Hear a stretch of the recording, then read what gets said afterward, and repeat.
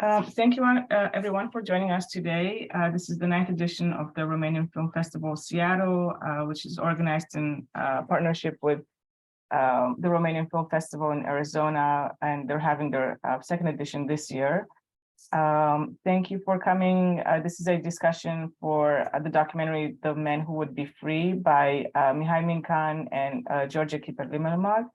Mihai used to be a journalist who recently turned his attention to filmmaking. He has done a few short films and documentaries such as Bondoc and Immigrant Blues. He just had his feature film debut this summer, which debuted at the Venice Film Festival and received the Bistro d'Oro Prize for Best Film. Georgia has also worked on numerous short films and documentaries. He worked on Touch Me Not by Adina Pintelia, which won the Golden Bear in 2018. And he's also co-directed the drama Immaculate, which we're happy to have this year for our festival, and it's a US premiere for us. And that one he co-directed with Monica Stan, and we're very excited that it's been selected as Romania's entry for the Best International Feature Film at the 2023 Oscars. And this discussion is moderated by Libby Langsner. She is formerly the Jewish Heritage Fellow at the World Monuments Fund, where she specialized in Jewish heritage preservation. She also completed a master's degree at Courtauld Institute of London in 2020. She's also been on our film committee for a few years, so we're very happy to have her today moderate this discussion. Thank you. Thanks, Gabby. I am also very happy to moderate today. Let's, The Men Who Would Be Free. I'll talk a little bit about the film, just generally, and then go into some questions that I had for you guys. Basically following the life of Cezar Mititelu, which was I would say kind of a rebel against this communist system during the 70s and the 80s. Someone who is not a name I think most people are familiar with, even Romanians, if I'm not mistaken. That's the sense I got from the movie. And who developed a bit of a following, which kind of resulted in some interesting dynamics with him and his followers throughout the years. And so, yeah, I wanted to first get into actually how you discovered Cezar Mititelu, because you kind of go into that he never let himself be recorded, and he kind of died in a little bit of obscurity, like he wasn't a super well-known. I mean, there are some very well-known resistance figures. He's not one of them. So I was just interested in how you found him, to be first off, how you discovered him.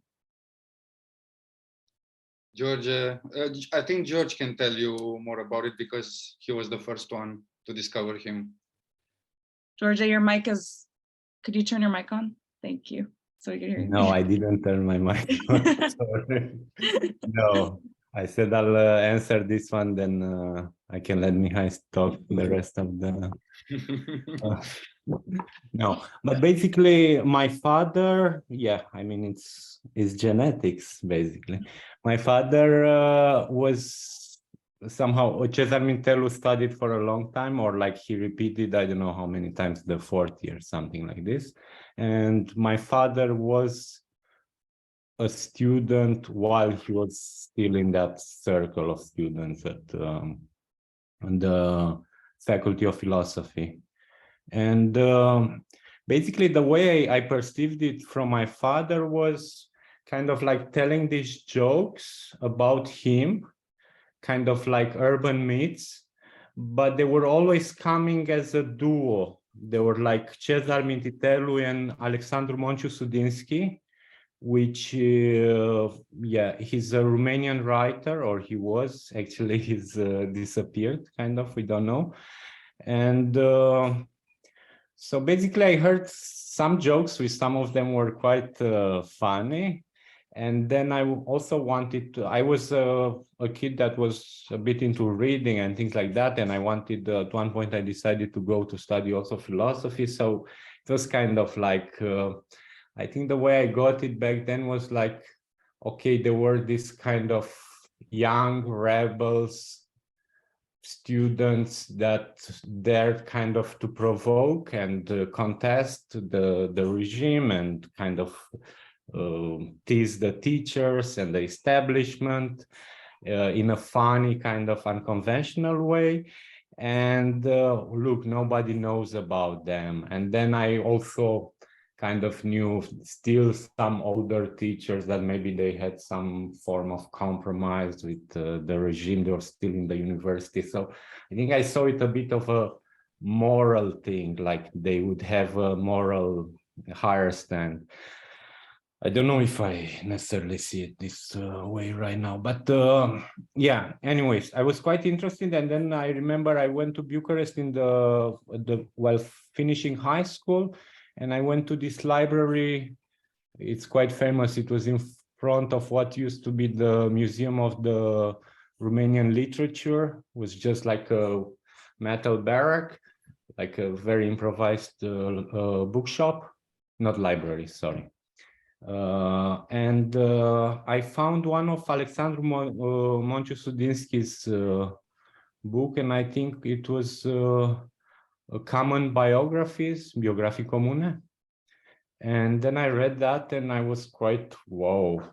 And then somehow I got, after that, after a while, I got Rebarbor, and it kind of stayed in my mind. And yeah, I think at one point we were talking something about together on a terrace in Bucharest, in a beer garden, in front of the film university. I met Mihai, and I think I was saying like this would be a really great documentary kind of thing. I don't know. I remember something like this. And yeah, he kind of bited a bit. No? No. Oh, yeah, it's you have to understand first that what you're asking us took place I think about 8 years ago or something like that. So it's quite some time since that moment. George's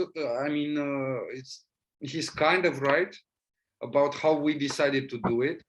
We met in the beer garden, and I remember it was like just a few days after he came back from his first, let's call it Danish adventure, because he left for Denmark, then he returned home for a few years, and then he left for good, and he lives in Copenhagen now. And we caught up with each other, and I think the main thing is that, I mean, speaking for myself, I really wanted to work with him again. We worked since 2009 in different things. I wrote, he directed, and we co-directed shorts. Then and we know each other for, I don't know, 20 something years. We were colleagues in the same university. We have very common sensibilities to books, films, I don't know, life in general, let's call it. And we were talking in that beer garden, and he said he remembered the story about Cezar Mititelu, which he had told me previously, but very like just a few basic facts, so it didn't stay with me. And we said, okay, let's see if there's something here. And I started searching for books about them, which are quite few. Then I read Rebarbor by Alexandru Monciu-Sudinsky, and that was it. To me, that's still one of the greatest books ever written in Romanian language. And it's so cruel and so powerful. And even in that book, there are 3 or 4 short proses in which there is a character called Cezar, which is actually Cezar Mititelu. And the way he was described and the power of that writing made me somehow talk with George and say, okay, let's see what is here. What can we find about this guy and his life? Actually, I remember now that in the start, I think Monchu Sudinsky sounded like being the main character. the interesting guy, because I didn't know so much actually about Mititelu at that point. I knew that it was the other guy who lived on the street and things like that. But then, but Sudinsky was more reachable somehow, because at least through literature. And then Monchu Sudinsky had also this, because somehow I kept on talking with people about it. Like I met these guys which went to Copenhagen actually, where Sudinsky was known to be roaming the streets, and they tried to find him. And then we thought also about kind of like finding Sudinsky. Yeah, it had something like looking for Sugarman, I think, in the beginning. But yeah, it proved quite kind of complicated once we wanted to get. And then I think what most of the people that we started to talk with, because the other idea was to make kind of yeah, I don't know, I had this romantic idea to have a film about two friends made by two friends. It had some kind of, and yeah, somehow it didn't fly, because most of the people we talked were actually gravitating around Cezar Mititelu, and Sudinsky was kind of like very important, like in the time when my father was, and they were still in the university, they were probably very, very close, because he remembers them like that, and I'm sure it's not without reason. But that was just apart from the path that Cezar Mititelu had. And then it became, at one point, I think it became quite obvious that it is a Cezar Mititelu documentary. Yeah, thank you. I was really struck by how natural the interviews were.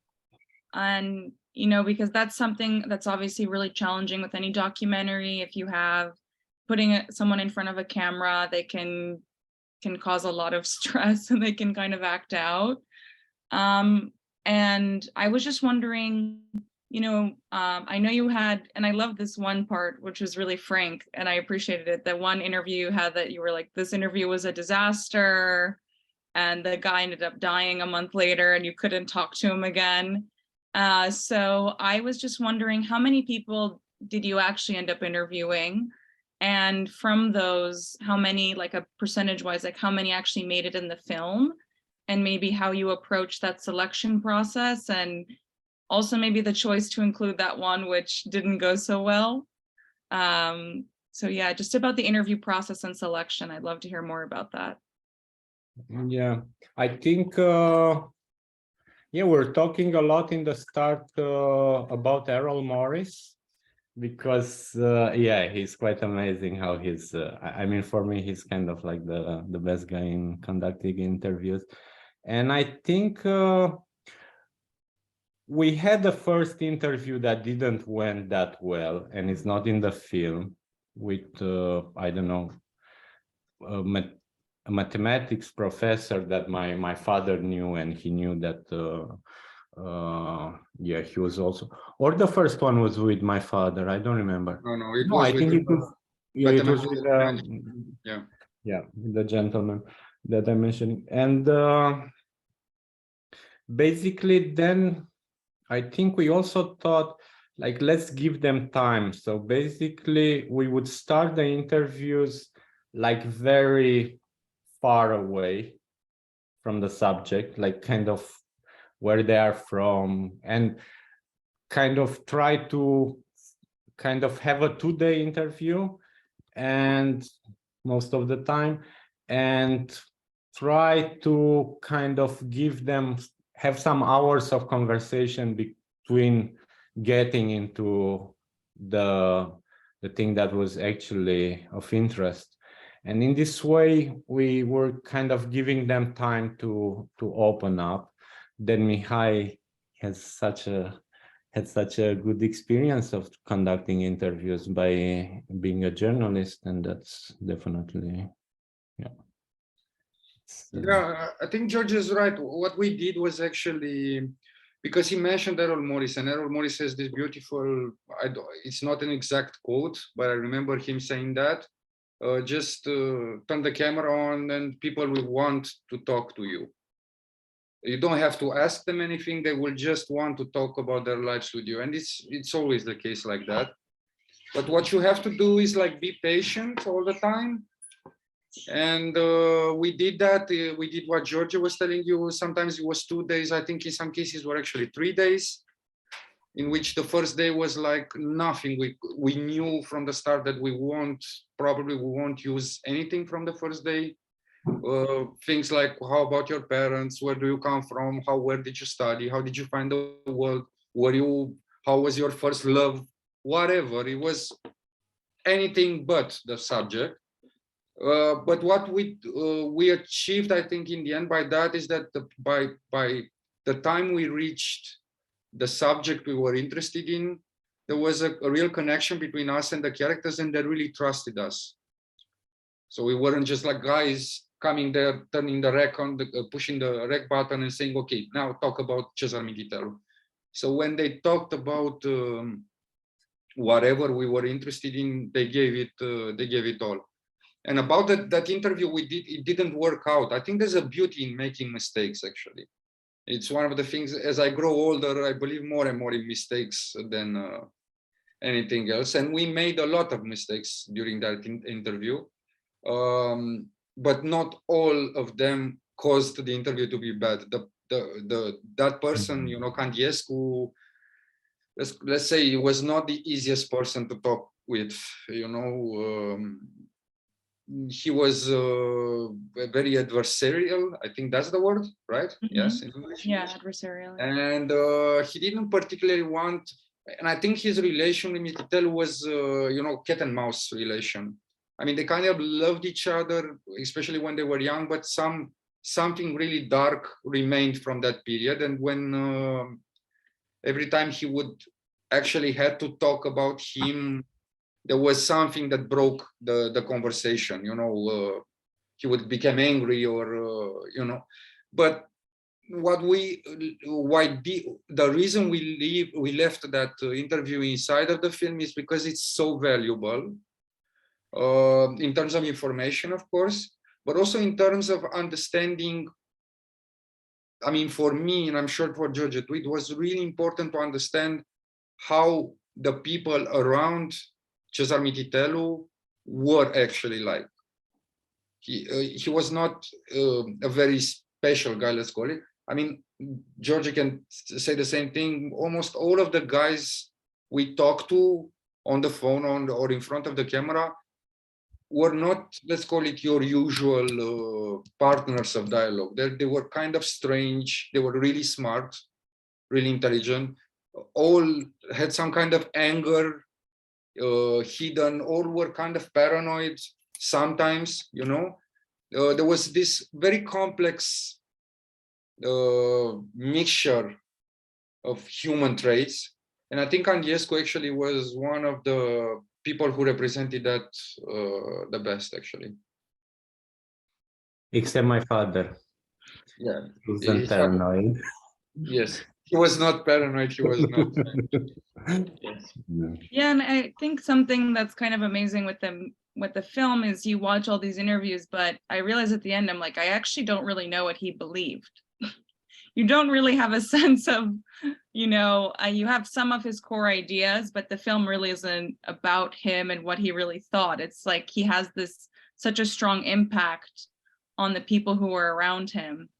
Mm-hmm. But you don't really have like a super solid idea, or kind of also what I also appreciated, there isn't like this big moralistic thing about him. You know, you really show him as a complicated person.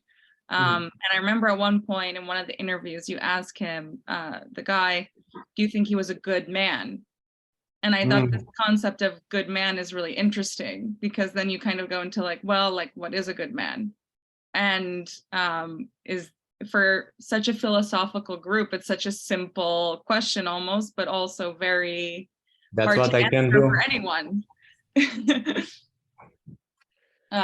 So It was actually we actually had a kind of a breaking point during documenting the subject when we kept reading and reading and reading and discovering more and more and more people.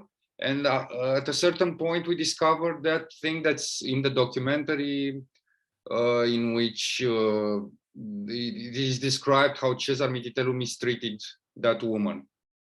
And I remember talking with Georgia about that, because I read it a little bit later than him. He had already read it, and he was waiting for me to read it. So Yeah, that was so terrible, because basically kind of, I think I started with this pedestal, or how it's called, a bit like a statue. Pedestal, and yeah. I read that, and then it was kind of one month where, I mean, Mihai was the only person I could say, wow, that's great. That's not great news, because it wasn't, but that's something that it really affected me at the point. Sorry. No, it's okay. And I think we spoke with each other, and it was for the first time when we asked, who are we making a documentary about? You know, what's this? I mean, was he a good man? Was he not? What? We had a lot of questions, and I think our discourse and the way we started asking the questions changed a lot after that moment. And fortunately, the process was gradual in the way we discovered Cezar Mititelu as we read more and more and more, but also in terms of people, because the first people we met actually knew a little bit about him. But as soon as we progressed from one to the other, by the end of the documentary, we came to the people that were the closest to him. So by the time we started asking all those questions, was he a good man? We actually found ourselves asking those questions to the right people, because the people who were talking at that moment were actually the ones who were the closest to him during the lifetime, you know, the last ones that appear in the documentary. His sister, I don't know, the mother of his child, his closest friends. But we had I think today it's safe to say we had a moral something. I don't know what's the word there. Crisis, I don't know. Yeah. Yeah, But it's very like looking now back, that's why I'm cutting in like this, because a lot of stuff I forgot them, kind of like. And while we're talking now, I remember stuff that it's. But one thing that I think we talked some years after, if we kind of would have done something differently, and I think we both agreed. I don't know. At least I remember this way. Mihai, No, we agreed. That we're missing kind of a big part of this experience for us, but I think also like in terms of the whole process was what we went through and how we went through this process of demystifying, like also like looking into something and discovering layers and layers and layers. And we were, I think in the start, the simple plan, I remember, I don't know, at least in my head, how we were discussing with Mihai was that, I think it was like this, that we had also common biographies as a temporary title, or yeah, we were kind of flirting with that idea of having kind of the story of a human told from, I don't know, let's say 5 big interviews without undercutting. This kept on being kind of having a person that you don't have access to told through all these people that he touched, that he was around, and that influences their lives. And this stayed in a way. But yeah, I don't know what I wanted to say. I'm basically I'm saying that there is this character that it's unfortunately underdeveloped, which is me and Mihai in a way, and all this process that we went through. And I don't know exactly how we should have been approached, but that's also kind of an interesting story. Mhm. Yeah, that is super interesting. And well, we can talk about the interviews for an hour, but I also want to go a little bit into the other kind of element of the film, which was the archival footage from Romanian TV at the time, which I found really interesting. Kind of this juxtaposition between, I mean, it was really demonstrative, I think, especially for a not Romanian audience, of kind of what it was like at that time, which I think it's very hard to know from the outside. And I want to talk a little bit about the theme, I think, which came up a lot, which was shame, public shaming, which was really common. And I found it really interesting because when we have our Romanian language classes with the American Romanian Culture Society with kids of Romanian immigrants, which I include myself in that, and this kind of permeation of shame, because a lot of them, we talk about our experience and like there's still so much shame from that time, and also just in general about the whole, I mean, feeling like public shame and all these things, of the fear of public shame is still very prevalent, even in the, I think, the community which left Romania. So could you talk a little bit more about that, and maybe how those themes kind of either you think continue or still relevant, or maybe are they not relevant anymore?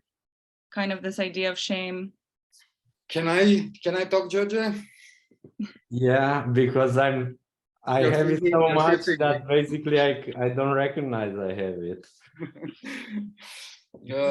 Can't address it. So about the archival element, we had, when we started, this is something that was really important for me and Georgia. When we started the documentary, we had a few principles. The principles were, we're going to do long interviews. We're not going to cut from one character to another. We're going to keep the cuts at a minimum. So not to cut in the middle of a sentence, just leave the character to talk, even if in terms of, you know, Netflix, whatever, the new type of documentary, the information he provides is not essential. Just leave him talk, let him build his idea, and also use as the archives for something we didn't know what at that moment. We had intuition. We wanted to describe the world in which Cezar Mititelu lived, but we didn't want the things that, I mean, us Romanians and maybe others too saw it, you know, like things, the very famous things. We wanted to go and search for like very little details that for us, me and both and Georgia grew up in the communist era, meant something. So we spent some time in the public television archive. We watched, I don't know, a lot of things, VHS, tape, whatever, all formats. And we found some things, there were quite a lot actually when we bought it to the editor. We used only, I don't know how many are in the film now, 3 or 4, something like that. And one of the, I think when you talk about shame is that first sequence with the woman. And that I remember when I saw it and George saw it and the Dragoș, the editor, and everybody else who saw it, everybody was somehow said, that's it. So we knew that was in a way the representation of communism, what it did in Romania. But I think what's even more profound than that is that I think somehow, maybe subconsciously or something, we all felt that concept of shame, which was not necessarily coming from a political regime, but in which we grew up. I mean, George can tell you also how we grew up in school. Shame was a big thing in which you were educated. You were not supposed to, I don't know, answer to unasked questions, raise your head, raise your voice, whatever. it was this idea of standing, occupying your own place, the place in which you were designated, and otherwise you were somehow publicly shamed, and not only by the school, but it happened with parents, relatives, everything around. It was I think it still goes on, as far as I can read Romania, a lot. I mean, I have a 13 years old boy, and he tells me the same things are happening in school, not the ones that in which I grew up with, a little different, but are still there. And I think shame is maybe it's not so much connected with communism. It's connected with how we as human beings are, unfortunately. The way we take pleasure in despising other people. And I don't know. It's about a feeling. But I think you're right. It was about shame. And yeah, I think it was a really big concept back then. And it's something that when I think of my childhood, it plays an important role there. Yeah, and I think in this context also, like, Cezar Mititelu as a character, like that he was so different, and he kind of dared to go kind of against everything, like what was expecting from him as a human, as a man, as a son, as whatever, as a father. It's quite amazing in that context, because I think it was such a conformist society. I'm not putting so much on the communist thing, but I think it still is a pretty, maybe, I don't know, I don't live there. No, it is, of course it is. It's still a very conformist society in many ways. Yeah, it was really interesting also in the bigger context. I mean, if you look at the region, I remember in Hungary and Czechoslovakia, there were also this kind of anti-labor movement. If you look at Slovenia as well, some artists who were very, I forgot the guy's name, which is really bad, but he had this series taking pictures of himself sleeping, and this kind of whole movement, if you look in Hungary and as well. Really? So basically protesting against this socialist labor culture, and like the working man in the center of the values of society and life.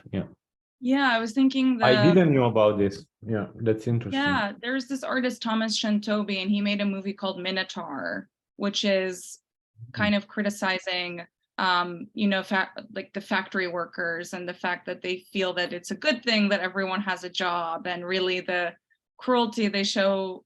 There's one scene which I really remember where a blind woman is in the factory and they're making brooms, and this was a propaganda about how this is such a great thing, that she has a purpose in her life, and really about how the movie is like, well, she's like physically gonna be denigrating herself every day from working in this factory, and it's not really like a great thing that she's this is kind of the propagandistic twist. So I was thinking about that movie in that bigger context of kind of this bigger movement, but it sounds like it wasn't really something you guys thought about.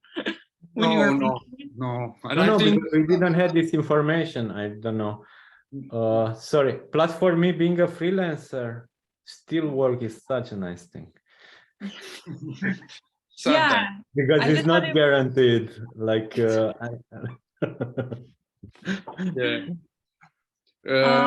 The fact is that I don't think neither Chez. I think there was maybe something floating in the air, in the region, but I'm almost 100% sure that based on everything I read, all the people I talked with, he didn't know either about. It was very, very. Every country from the ex-Soviet regime was very somehow an island in its own, and it's beautiful actually that people were acting similar, and they had similar ideas, but I'm not I'm not convinced at all that he knew about anything else except his very little part of Bucharest, you know, that he was where he was going, you know. Yeah, but I think it also makes sense in a way if you suppose like expose this population to the same kind of ideology and propaganda and things. Yeah, somebody's gonna see that it's kind of bullshit. Hopefully. Another thing I actually was curious about, because in the film there isn't really a sense of how many people in the end kind of were under the influence of Cezar Mititelu. I kind of had a hard time placing if it seemed like over the course of the film, I realized it was more people than you kind of think in the beginning. Yeah. I also love the part where he was in jail and he was also doing the same thing when he was in jail. But I was just wondering, you know, like, did you have a sense of an actual number of how many people were really like No, in his circle? no, not a real number. I think there were periods and periods. When he was a student, the episode George was mentioning earlier, when his father was also a student, I'm sure there were much more people around him, because it was easier even for him to influence those people. He was in a university medium, and all throughout his life, I think there were a lot, not a lot in the way you would call like thousands or something, but I think there were much more than you can actually see in the film. And we also saw that in the Securitate's archives, which we read. There were a lot of people, a lot of names. He's under the influence. He's under the influence of Mititelu. He's under the influence. What we know is after the revolution and the fall of communism, gradually, you know, his maybe not the influence would be the word, but people started little by. There was a new world there. People were not so much interested in maybe reading or philosophy. They were interested in making money or leaving the country, or everything changed, you know, overnight. Then gradually his influence really dropped until he was basically left almost by himself, you know, pretty alone. Yeah, I think his partner, she's actually telling that he was left without a purpose, and he was complaining about that. I don't know if it's in the film, but Yeah, at one it point he said, It is, yeah. It is. yeah.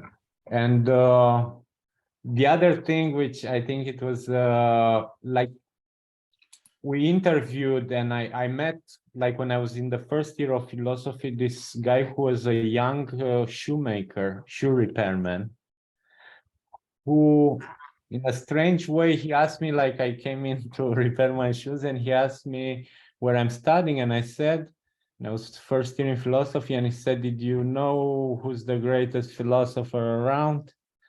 And he said, Cezar Mititelu, and I was like, what? And actually, from my father, I thought that he was dead. I don't know, or I remember like this. So it was something very strange. So even after, because he met him after the revolution, even after the revolution, he was still reaching some people. But basically, the people that we had access to, I think they're the ones that were part of this core group. No, Yeah. he had a group, a project kind of starting with the end of university, and which had maybe 7 people inside that they actually wanted to get outside of society, kind of to take in this project of refusing intellectual labor, doing basic labor or no labor at all, and kind of deal with life and go against the stream and what the society was expecting from you. But in a larger sense, yeah, probably there are a lot. We should count also the informers. They were under the influence too, yeah. It's very, you definitely get in the film that his kind of, after the revolution, it's a really dramatic decline almost in his life and his character and kind of his will, you know, and that was another really interesting, I thought, throw lines for the film, was people saying I wasn't strong enough to do what he did. I didn't have the will. I didn't have the strength. I thought that was really fascinating, that even after all this time, they're still kind of thinking about what they didn't do. But I think it's much easier, right, to look back and think, oh, I could have been more radical. I could have done more. I always thought those people were talking about themselves, not Mititelu. No, that's what I mean.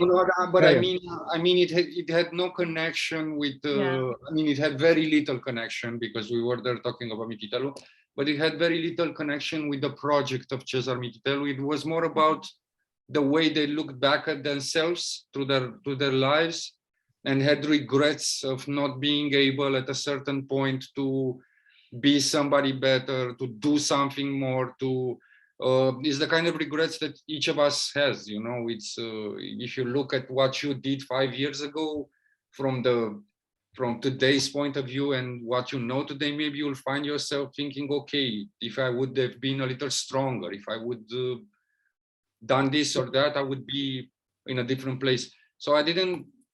I mean, it was so, to me, that was the most beautiful thing in this documentary, actually, because they started talking about some lost or very old friendship with a guy who was dead for like 20 years already, so more than that. But they ended talking about themselves, always about themselves, you know. But I think, please. Sorry, Mihai. Sorry. No, it's okay, man. I'm itching.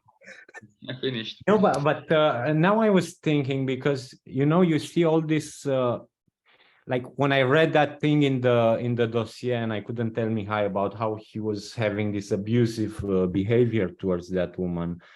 Then I started to think, okay, this guy is more like a guru, like this person who's kind of providing some means of self-revolution or improvement or things like that, and then he's abusive. But now thinking, because you see this documentary about people that go through this process of joining a movement and then kind of talking about it.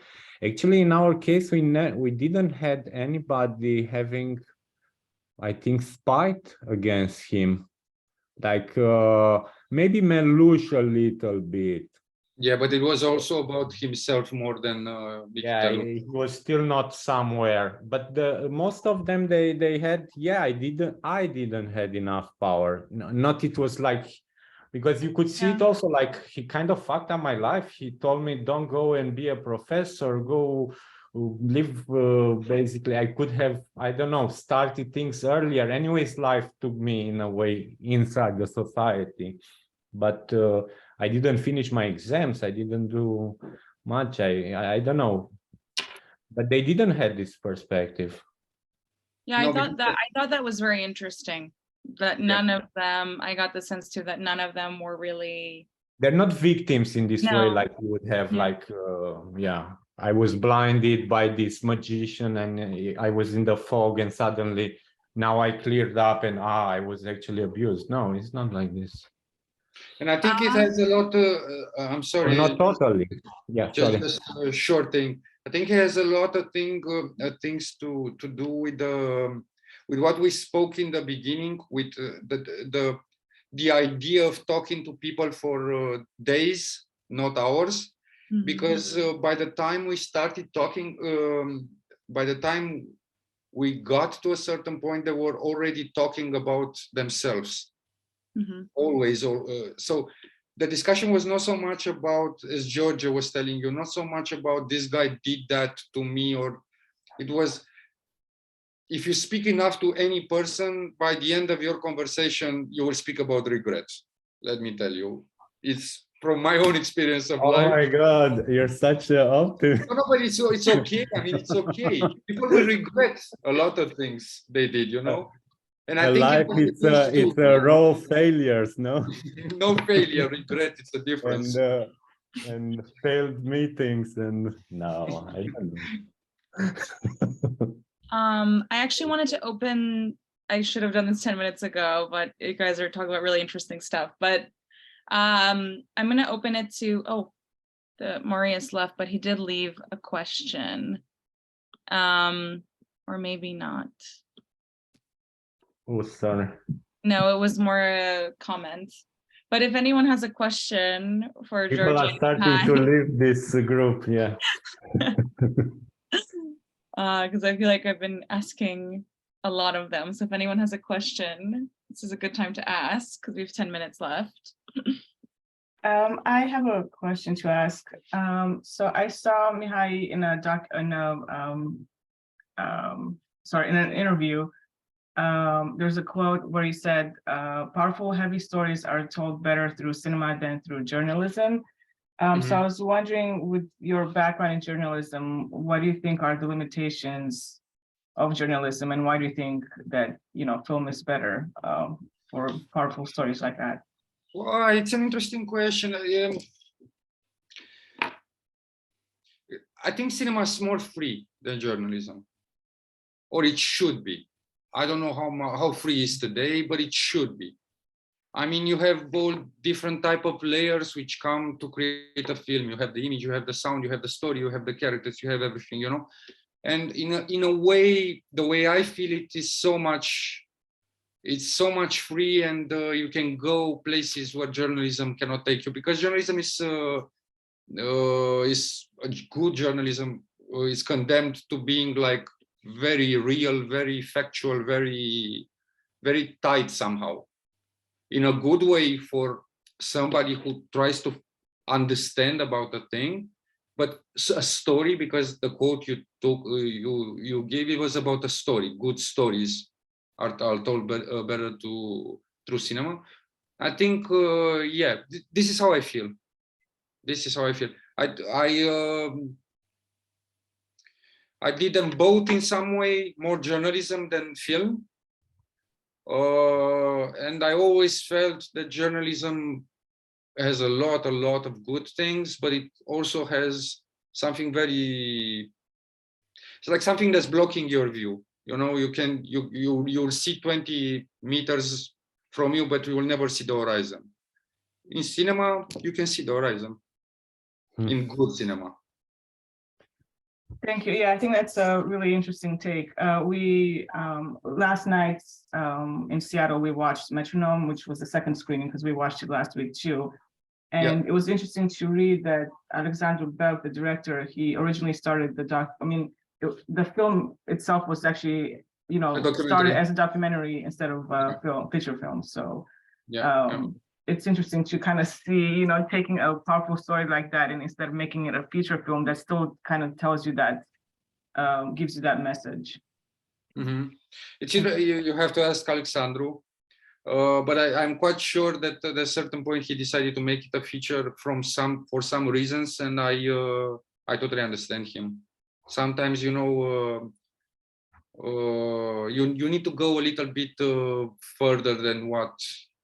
Not necessarily what documentary is, but what journalism in general provides you,